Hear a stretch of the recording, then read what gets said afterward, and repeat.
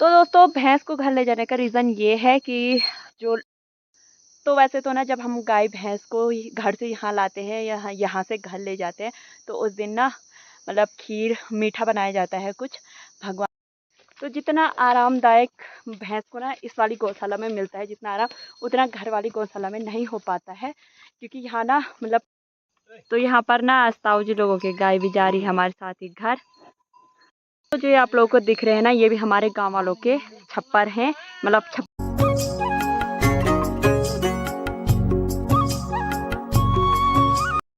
Hello दोस्तों, कैसे हैं आप सभी लोग। आशा है सभी लोग अच्छे होंगे, मैं भी अच्छी हूँ। स्वागत है आप सभी का मेरी आज की नई वीडियो में। तो आज के व्लॉगिंग की शुरुआत हो रही है दिन के 12 साढ़े 12 लगभग हो चुका है टाइम।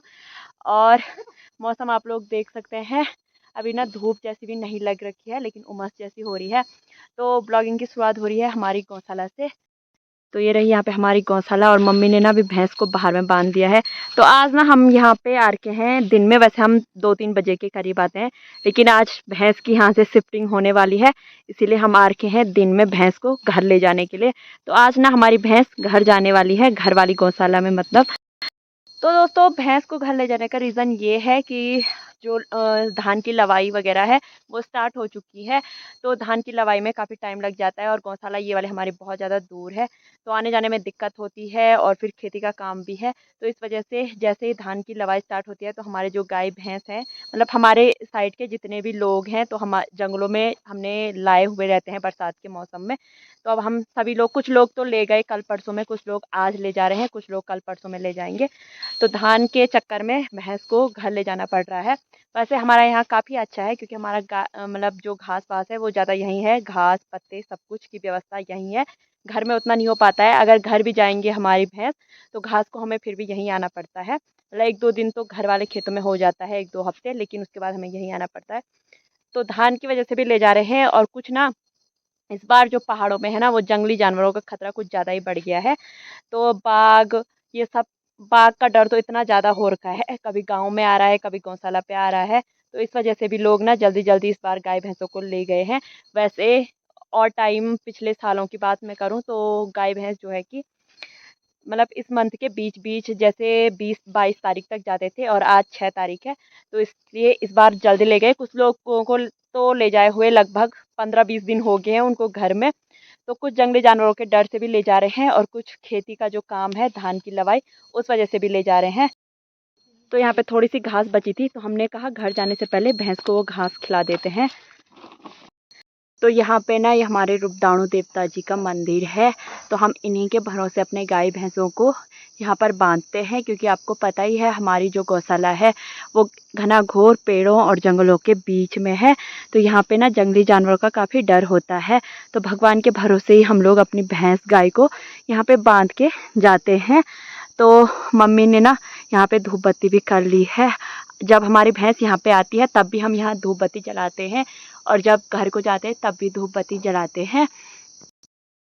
तो वैसे तो ना जब हम गाय भैंस को घर से यहाँ लाते हैं या यहाँ से घर ले जाते हैं तो उस दिन ना मतलब खीर मीठा बनाया जाता है कुछ भगवान के भोग के लिए भी। और लेकिन इस बार हमने नहीं बनाया क्योंकि रीज़न ये है कि हमारी जो भैंस है ना वो अभी ब्याहने वाली है।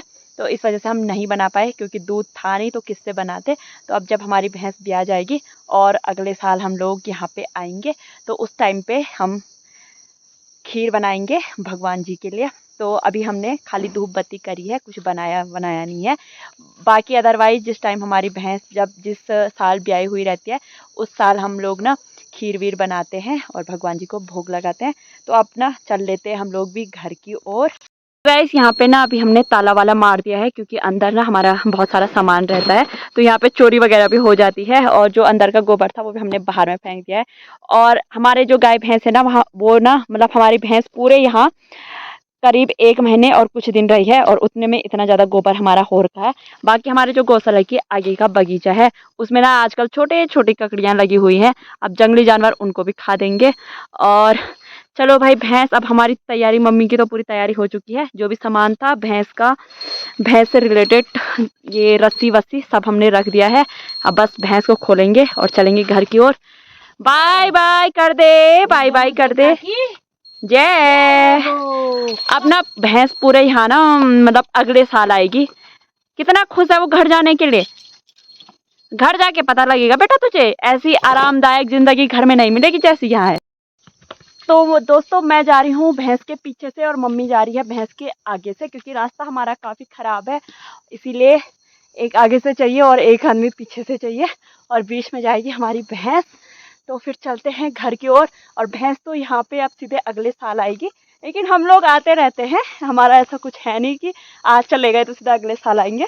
हम तो कुछ ही दिनों में फिर से यहीं आने वाले हैं, मतलब आते जाते रहते हैं, तो ऐसा कुछ नहीं है। बस ऐसा है कि दिन में डेली नहीं आना पड़ेगा जैसे आते हैं बरसात के मौसम में।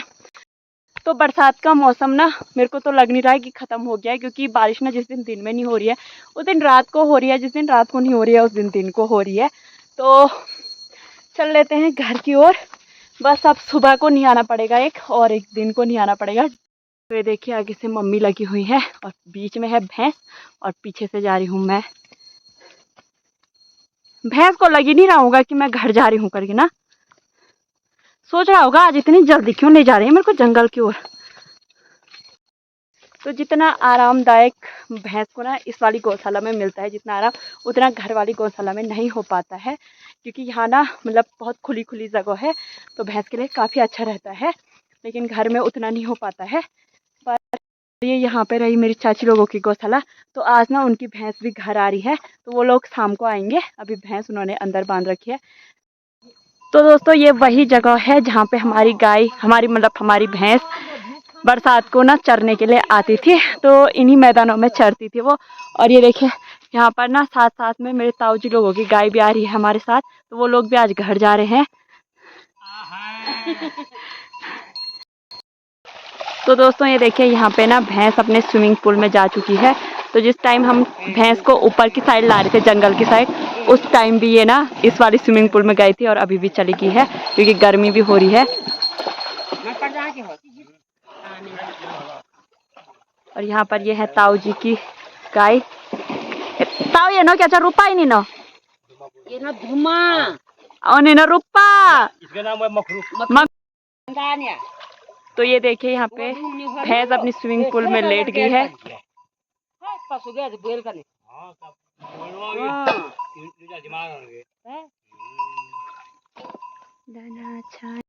तो जो आप लोगों को दिख रहे हैं ना, ये भी हमारे गांव वालों के छप्पर हैं, मतलब छप्पर कहते हैं इनको, गौशाला। और यहाँ पे भैंस भी ना ऊपर से आते आते थक चुकी है, तो अभी भैंस की जो चलने की क्षमता है वो काफी कम हो चुकी है। आजा आजा ओए आजा, अब आने वाला है, बस थोड़ा सा रह रखा है।